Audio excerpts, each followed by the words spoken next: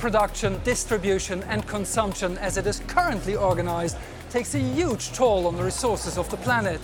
Trying to find ways to reconcile business, innovation with the imperative of preserving Mother Earth, that's the aim of this year's International Forum on Food and Nutrition here in Milan.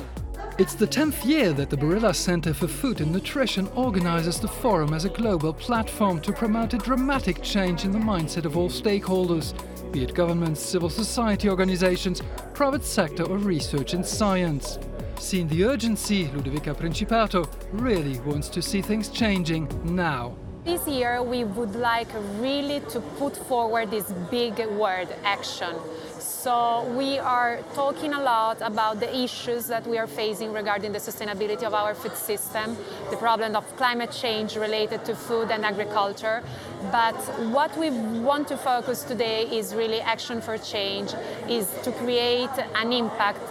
And that's why we have invited many relevant speakers that can help us in finding some concrete solutions. Thank you very much. And as an example for action, before we had the opportunity to talk to Riccardo Valentini, who, as a member of the Intergovernmental Panel on Climate Change in 2007, has received the Nobel Peace Prize.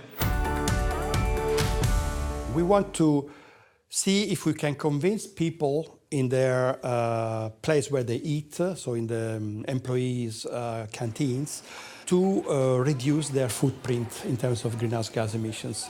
And so to move their diets from unsustainable to more climate-friendly diets. With a third of CO2 emissions caused by food production, the Barilla Foundation's Suitable Life project aims to change diets on a large scale. So it's giant social experiments because we are involving more than 10,000 people. But when you try to change people's eating habits and you can't really convince people just by rational arguments, how are you trying to get under people's skins? You're speaking with an Italian, so for us, for Italy, for Italians, food is absolutely a very important moment of their life. But exactly for this reason, creating a community, having people engaged, is also a moment of happiness, a moment of sharing something common.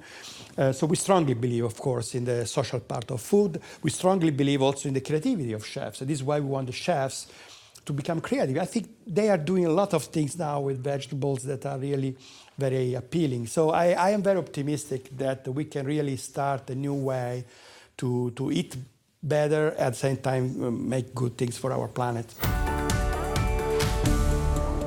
The forum was also an opportunity to discuss a report on digitizing agri-food that seeks to explore the potential of digital technologies to make food production more sustainable.